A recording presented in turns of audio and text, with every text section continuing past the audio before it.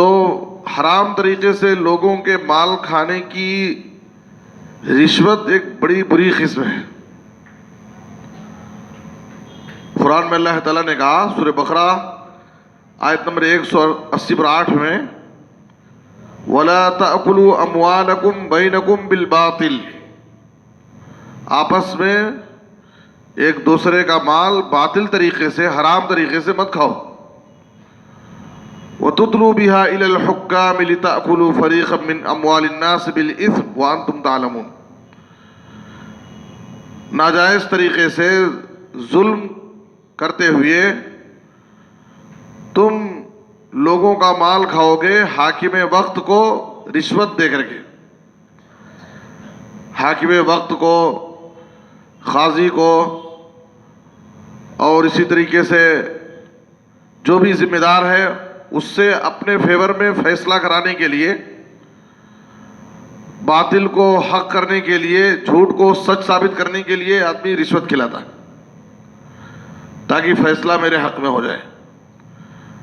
کہا کہ یہ لوگوں کا مال باطل طریقے سے، حرام طریقے سے کھانے کی یہ بہت بری قسم ہے، اور کھانے والا یعنی رشوت لینے والا اور رشوت دینے والا، اور طبرانی کی روایت کے مطابق بیچ میں جو واسطہ رہتا ہے دلانے والا، اس پر بھی اللہ کی لعنت ہے، اور اس کا شمار گناہ کبیرہ میں ہوتا ہے، بڑے گناہوں میں ہوتا ہے۔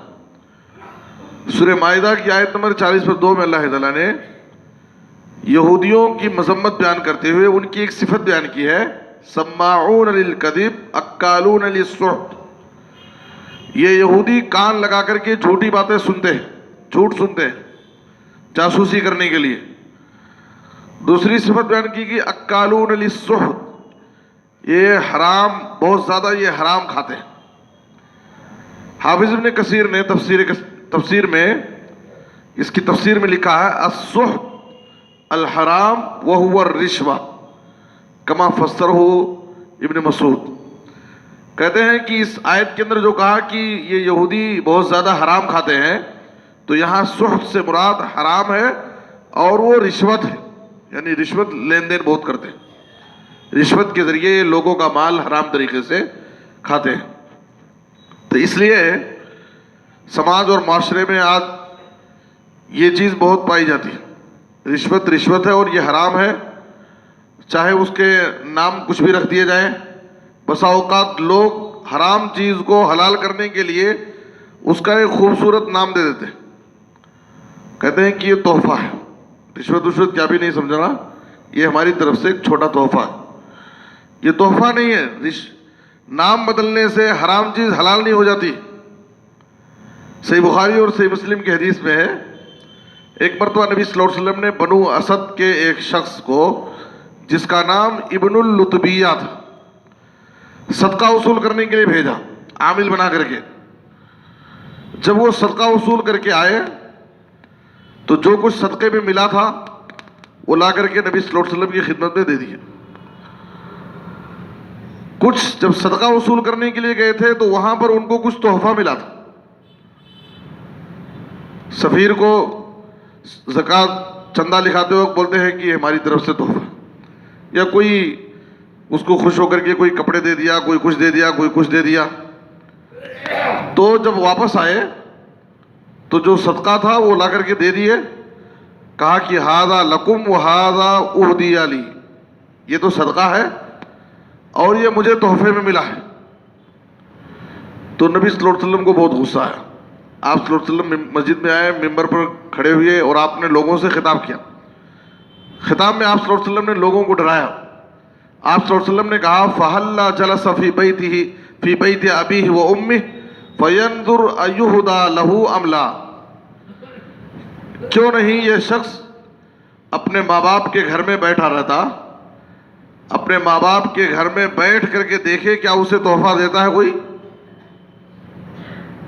پھر آپ صلی اللہ علیہ وسلم نے کہا کہ اگر کوئی شخص اللہ کی راہ میں صدقے کے لیے گیا اور واپس آ کر کے کوئی چیز تحفے کے نام پر کوئی چیز لے کر کے اس کو چھپا لیا اور وہ اسے پیش نہیں کیا، تو قیامت کے دن وہ اپنی گردن پر اس کا بوجھ لادے ہوئے آئے گا، اور یہ چیز اس کے لیے جائز نہیں، یہ حرام ہے اس کا کھانا۔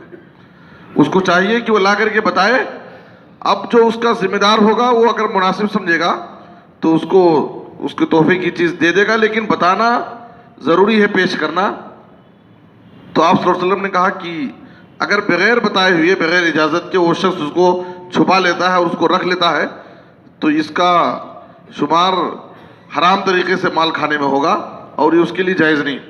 تو اس لیے رشوت حرام ہے, اس کا شمار گناہ کبیرہ میں ہوئے. لینے والا, دینے والا اور دلانے والا سب پر اللہ کی لعنت ہے. اور اس سے ایک آدمی رشوت دے کر کے اپنے فیور میں فیصلہ کرا لیتا ہے, غلط طریقے سے ناحق اپنے بھائی کا مال ہڑپنے کی کوشش کرتا ہے, جبکہ یہ جائز نہیں ہے. یاد رکھیے, کورٹ کے فیصلے اگر حرام کو حلال نہیں کر سکتے ہیں, جو جس کا حق ہے اسی کا رہے گا. کورٹ نے فیصلہ کر دیا تو دنیا والے اس کو مان لیں گے, لیکن اللہ کی نظر میں حرام حلال نہیں ہو سکتا ہے. بسا اوقات لوگ خوش ہو جاتے ہیں کہ کورٹ کے ذریعے میں فیصلہ لایا ہوں, میرے حق میں فیصلہ ہوا, حالانکہ اسے معلوم ہے کہ یہ جھوٹ بول کر کے, رشوت کھلا کر کے, حرام طریقے سے لوگوں کو پیسے کھلا کر کے یہ اپنے حق میں فیصلہ کرایا ہے. تو کوئی بھی دنیا کی عدالتیں اس کے حق میں اگرچہ فیصلہ کر دیں, لیکن حرام حلال نہیں ہو سکتا ہے.